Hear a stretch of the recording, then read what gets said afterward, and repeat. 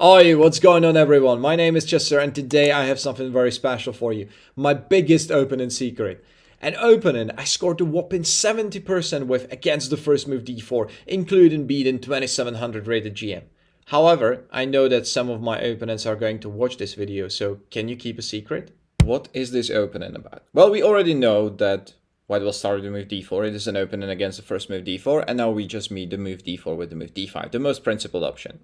Now White goes for the c4 instead of the move bishop f4, which would be the London system. c4 is the Queen's Gambit, and if you haven't watched my video on Queen's Gambit, it is going to be here or there. I will let my editor to decide, yeah? But now we just simply respond with a move e6, we protect the pawn on d5 with a pawn. That's what we need to do. We don't want to take, we don't want to go for the Queen's Gambit accepted, then White would be able to play e3 or e4 and just simply recapture the pawn. We want to avoid these lines. c6 is a decent alternative, but I think that the e6 line is a little bit better because we will have much faster development. Now, what can White do? White typically starts with either the move knight c3 or knight f3. It doesn't really matter for us, we will always transpose into the same position. Whenever White develops the knight at the queen side, we always want to pin it. So knight c3 is met with the move bishop b4, immediately a pin. If White starts with the move knight f3, we don't really want to go for bishop b4 check, because now it is not a pin, and White can just simply block the check with a bishop, and it's already slightly better. We want to avoid this line. So we start with the move knight f6, just simply postponing the development of the bishop on f8, developing our knight at the king's side, because it will be handy once we want to castle. And whenever White goes knight c3, we play the move bishop e4. So that's what you need to remember. It is always going to transpose, yeah? If White goes knight c3, we're going to play bishop e4 immediately, and after knight f3, we just simply play the move knight f6.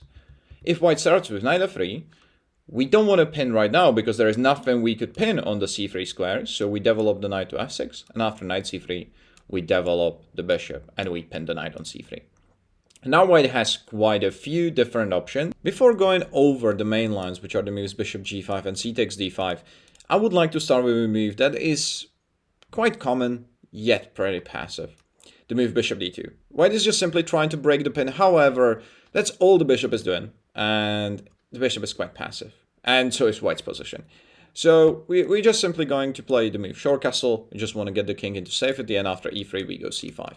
We want to set the position on fire, open it up, and then start attacking White's king, because White's king is still stuck in the center. White hasn't castled yet. Now, let's say if White goes something like a3, just simply hitting the bishop, we will take on c3, and we want to carry on opening up the position. We want to exchange the pieces, because once we do that, once, let's say, White takes on d5, we will take on d4, White retakes with the knight, and we retake with the queen. The king in the center is still a problem. And the bishop also has to keep babysitting the pawn on g2, so that means that White can't really place it like bishop e2 or bishop d3, because that pawn would be hanging.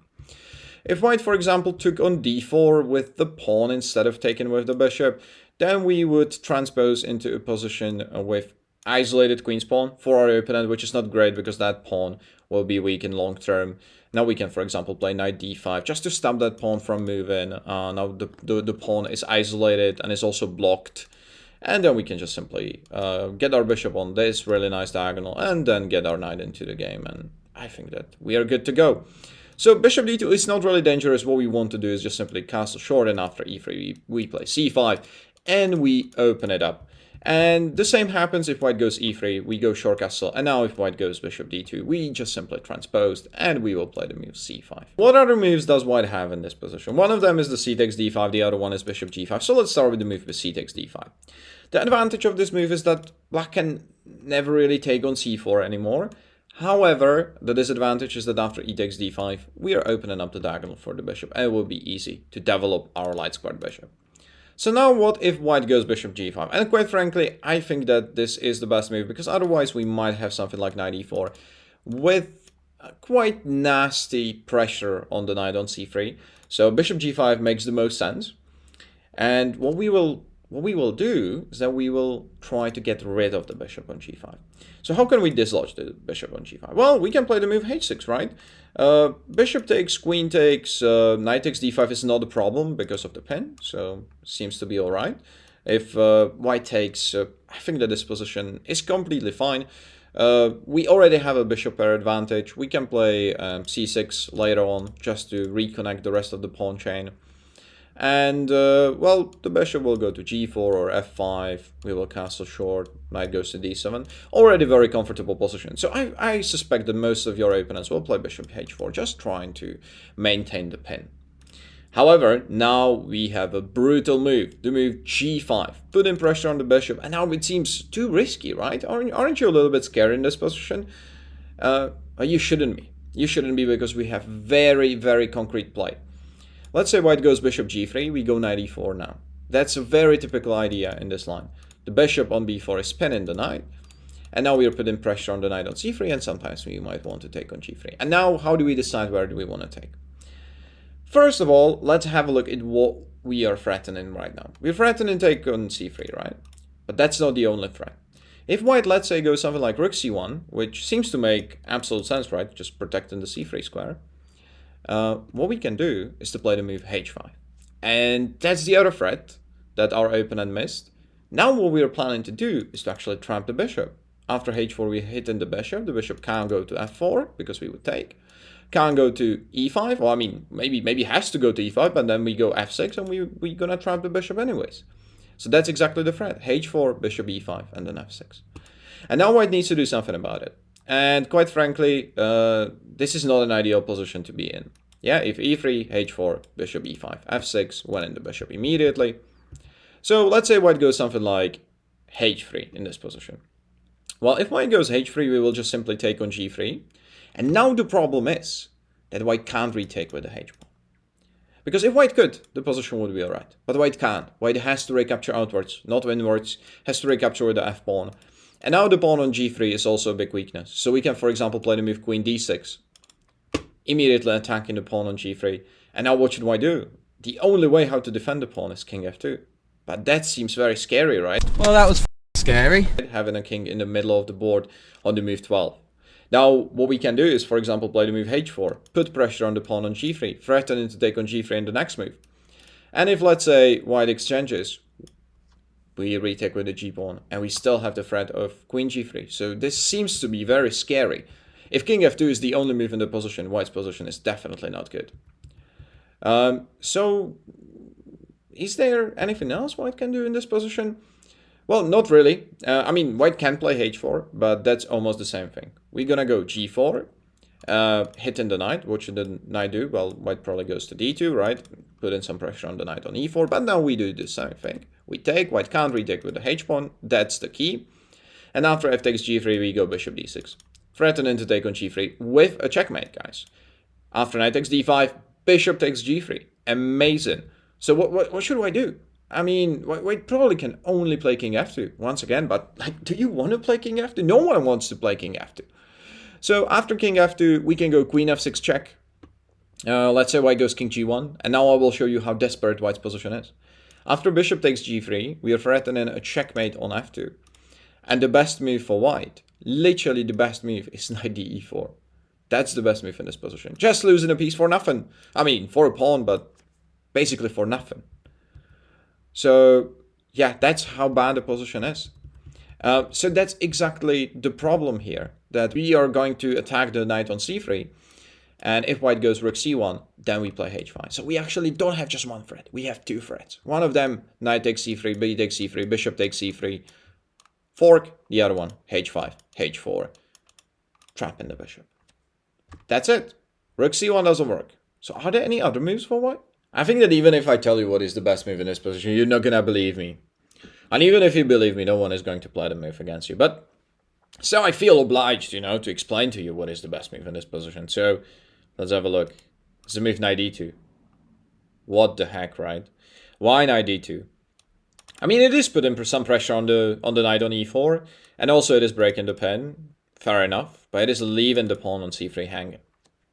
However, you need to remember that you don't want to take. Because if you take on c3, then white will just play something like rook c1 at the end of the line, hit the bishop, and white is also hitting the pawn on c7 behind the bishop. So let's say if we take on d4, white goes bishop takes c7. It certainly looks very annoying. So we don't want to go for this. We don't want to take on c3. What we want to do is that we want to take on g3. We're at least getting a bishop pair, and after h takes g3, we're gonna play c6. And now you might feel like black's position is bad because the king is in the center, and we have h6 g5, and you're not wrong about that. However, we're not planning to castle short.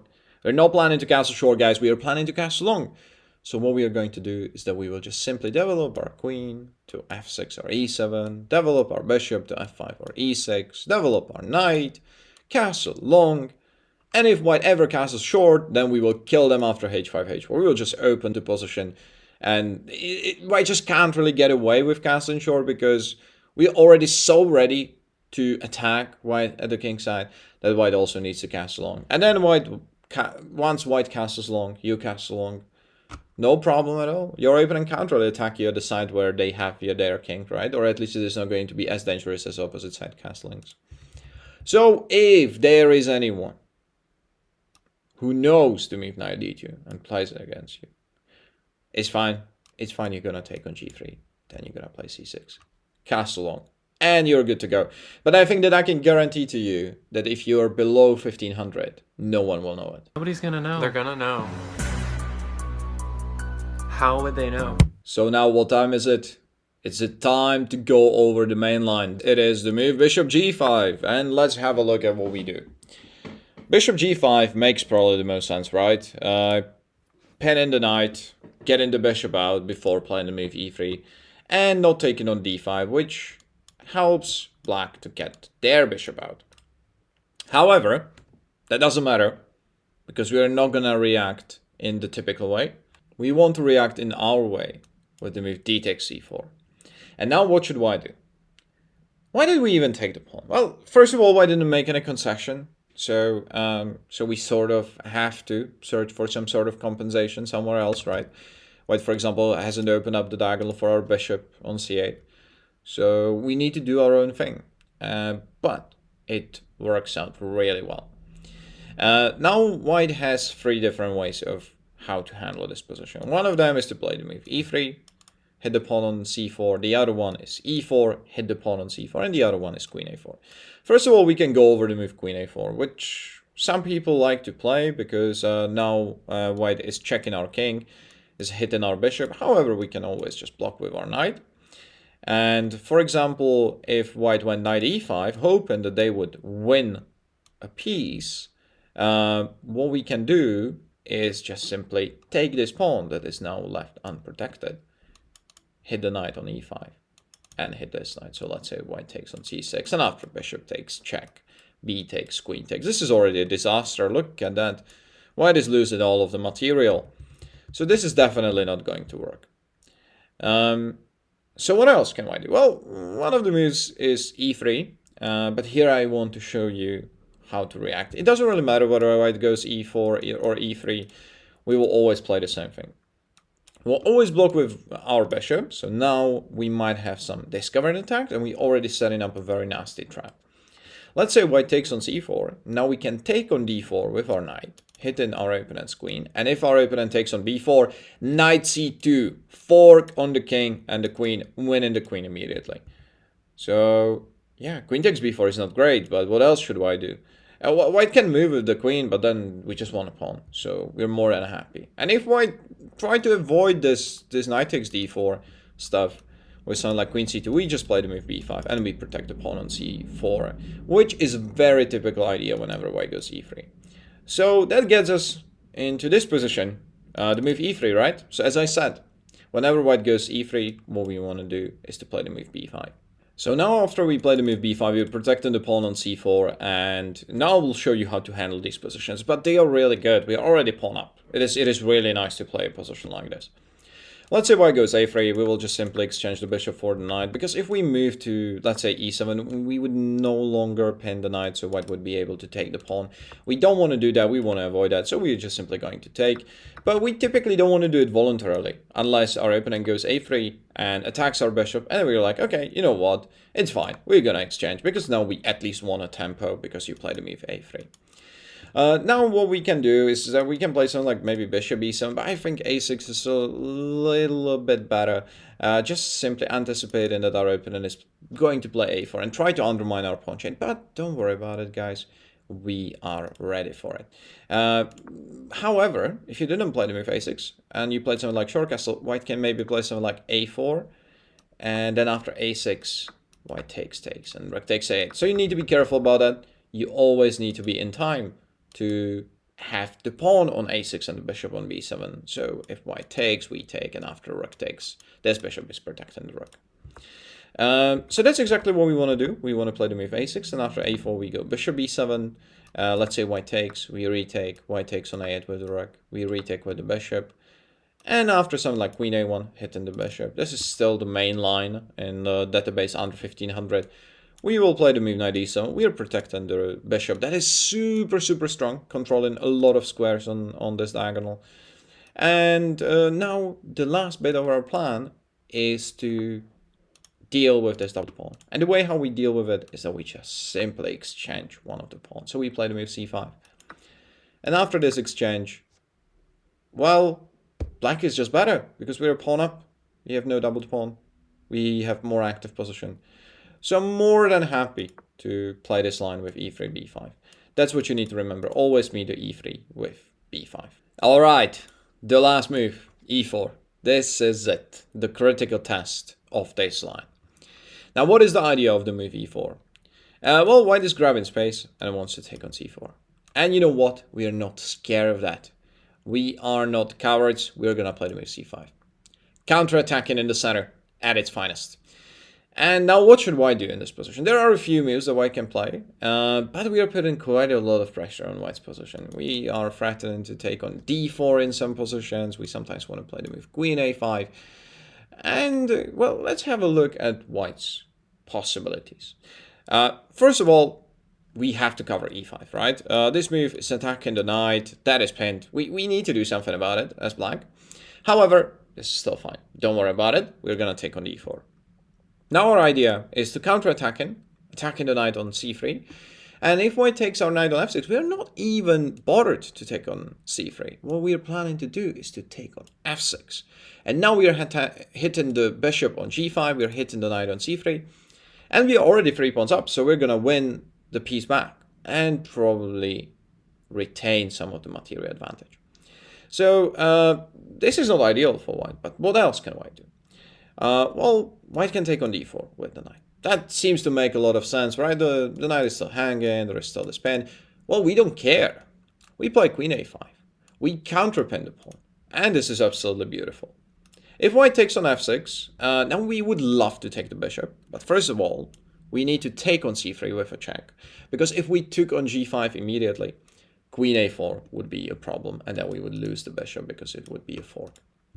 So we take on c3 first. That's with a check. Forcing b takes, and then we take with our queen. Now this pawn is hanging, so f takes, queen takes. And we are in this position where, yeah, as you can already see, that was my preparation. Short castle e5, that's what we want to play.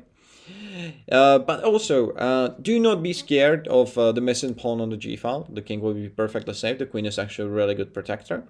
And whenever white wants to take on c4 with the bishop, nah, we're going to take on g2. The bishop has to keep babysitting the pawn on g2. The position is very imbalanced. Black is definitely not worse. And it is something great for really tactical players. Someone who really likes to put pressure on their opponents. And quite frankly, I think that even positionally it is sound. But if you really enjoy putting a lot of pressure on your opponents, this is it. This is the line. So, yeah, e5 is fine. We just take, right? E takes, g takes. It's all good. Knight takes, queen a5. Put in pressure on the pawn, put in pressure on the knight. And pin in the pawn as well. If white takes on f6, it's already really bad. We can take on c3, b takes, queen takes. So this is a nice intermediate combination. If white goes queen e2, we will take the rook. That's when in king e2, we just take on f6. Come on, look at your king, white. Horrible. I don't think that it even deserves any comments. So let's go back. Let's go to this position. And let's conclude that e5 is not great. e5 does not really work. So what about the move d5? Well, d5 Also makes some sense. Just grabbing some more space, right? Like just a little bit. But the problem is that we have this pin. That's exactly what we were planning to do. Have this pin. So nothing like this ever works again. We just take on d5. If white takes on d5, we just take on d5. We don't care. Our queen is not hanging. You can't take mate. You can't do that. And if you do, with your queen, then we take with our knight.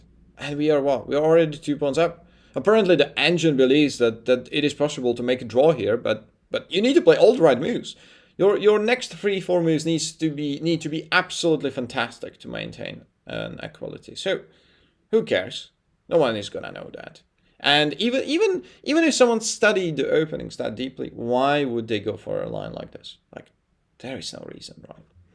So d5 is not an amazing move. e5 is not an amazing move. So now let's have a look at the most amazing move, which is not that amazing. The move bishop takes c4. So now after the move bishop takes c4, we are just going to take on d4 and set the position on fire. White has to take with the knight, because if white takes with the queen, we are going to take with our queen. And after knight takes d4, we are going to take on e4 and hit the bishop and the knight. So white needs to take with the knight, but now we have a beautiful follow-up. The move bishop takes c3 with a check. And after b takes c3, we have even more beautiful move. Queen a5. And this is brutal, because we are hitting the pawn on c3, we're hitting the bishop on g5, and we are hitting the pawn on e4. 3 threats, just because of this single move. And now I can give you an example of how strong players can actually misplay this position. I played this line against one of my students who is 1800 rated. And we played a rapid game. And he played the move bishop d2, just because he was so desperate. He was so desperate in this position, didn't know how to deal with all these threats. There's only one way how to deal with them, so it is quite difficult to find it. And after bishop d2, I just took on e4. And I was more than happy. Already pawn up. So what white needs to do is to take on f6. But not many people would go for this move, because they're always afraid of the move queen takes c3. Now, if white goes queen d2, you know, the rook might be hanging. So king f1 is a must.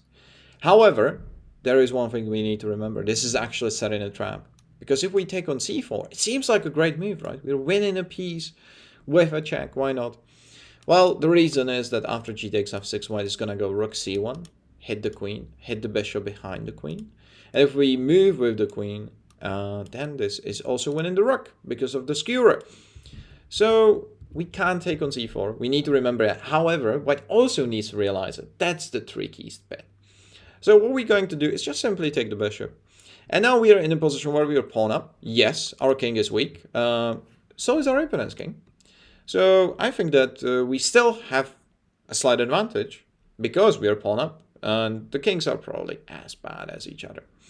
What we were planning to do with our king is to put it on e7. Then probably play something like rook d8. And then develop our bishop to support the development of our knight. And if our opponent ever takes on c6, we will just simply retake with our bishop, get in the bishop, some more playing time. Also, now the bishop on c4 is hanging, so white needs to do something about it. White typically goes for something like rook c1, we need to play queen a5, and yeah, sharp position, that's exactly what we want. We want to destroy white in these systems. We don't want to be just sitting at the last 3 ranks, just waiting for white to squeeze us. We don't want to get smarter. So what we want to do is to play for a counterplay. And for you who prefer playing for a counterplay, this is exactly the kind of line you should play. So now I will finally tell you. This is called the Ragozin Variation of the Queen's Gambit Decline. And it can't be a bad line because it was played by many strong grandmasters, including world champions, such as Bobby Fischer, who actually learned Russian just to learn how to play this line. That's it for today's video, guys. Please make sure to share, like, subscribe if you want to learn this line. And I think it's amazing. And I think that I would deserve it because I basically shared the biggest opening secret with you. So yeah, please guys, do not let me down. Please do not share this video with my opponent. And I hope that you're going to have a lot of success playing this line. At least scoring a 70% with black pieces.